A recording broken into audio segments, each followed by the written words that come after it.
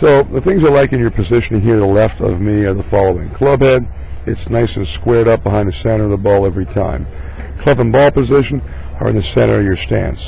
Golf shaft is just leaned a little bit forward, so you get a slight forward press, which I like, because obviously with the irons you want to compress the ball and hit down on it, right? So I have no problem with that either. Yeah, I have that habit. When I set up, I have them a little back, and then I'll move my hands just tag forward. Yeah, that's actually a pretty good thing for the irons. Posture, pretty good spine angle, but the big thing was your right forearm and hand were a little bit turned over and tight.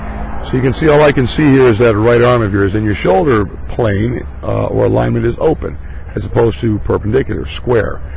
So how you can square that up is, again, relax the right hand pressure and turn it in a little bit. Yeah. So now the forearm should look at you. See, your forearm is pointing in front of you and posing, and not rolled in like that. And that squares the shoulders up. It allows everything to go back in one piece. And when you're in that position, you're going to have to make, various types of compensations and recoveries to try to get it back around your body. So all that small muscle manipulation, you got to steer it back the other way. And hope you do all that. When you've done it, you hit it, but you're giving up energy, efforts. So we're going to have you from here watch the club as it goes away from the ball. And during the takeaway, you see your arms and hands are pushing the club head kind of away from the ball initially, so outside the target line.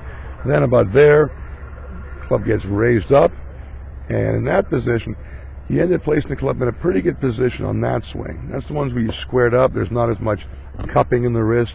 Your wrists weren't as active in opening the club face up on that swing. But notice how your legs are spread apart, because when your arms take the club back and take the club up, they pull everything back, and they can usually separate your legs instead of keeping your lower body quieter.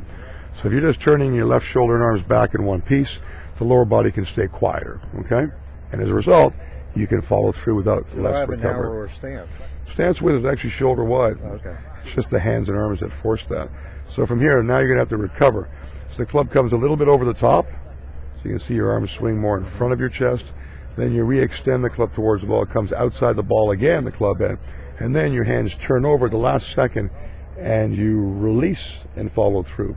But that movement is going to be very difficult to be consistent with, right? So the club, if it goes back, kind of on a slightly inward path, the club head with your shoulders and arms, it can return that way as you extend on through the ball. And that applies to every club as that little arm and hand position.